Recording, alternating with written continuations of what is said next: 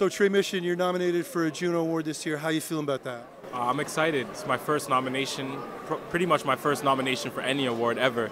So I'm really excited about that. Excited to go to Hamilton too. Nice.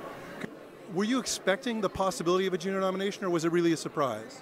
To be honest, when I was making the album, I wasn't really thinking about that. But in the time leading up to it, a couple people mentioned to me, like, you might be nominated, whatever. But to be honest, really and truly, I didn't think that it would even get to that point, because I looked at what I was doing as so eclectic and also a bit hardcore as compared to other things that I see, like as far as mainstream hip hop in Canada. But then when I think about it now, I realize that part of me being eclectic is what gave me my own lane and what made people stop and say, okay, let me listen to what he's actually saying and doing, and really appreciated the art. Absolutely. How do you feel the state is for hip hop for the youngsters coming up? I feel like, well, in Canada at least, for the young people coming up doing hip hop, right now we're really fearless, and everything is changing and evolving, and we're at a new period in time where there's actually hip hop artists getting worldwide recognition, which is almost unheard of in Canada. We've kind of got to the door, but we've never been able to pass from the carpet to the hardwood. See what I'm saying? So I feel like this is a really healthy time for us. Everyone's just as hungry as they were 10 years ago, if not hungrier.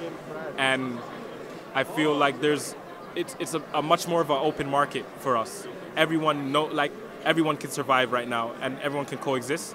So I'm really excited to see how things progress. Nice. How big a role do you think that your songwriting plays in terms of earning a nomination, or in terms of what you do?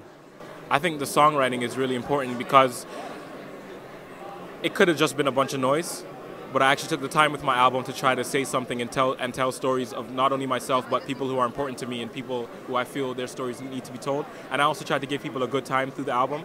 So I feel like if I had been on the mic just saying anything, I wouldn't be standing here right now. So I'm happy that I took my time and I actually really put thought into it, because my music is important to me and I love it. So absolutely. Do you think you might be getting some Polaris love later? I hope so. I hope so. Cool. So what are you up to career-wise between now and when the Junos happen on March 15th? I'm waiting for the Junos. Basically, waiting for the Junos.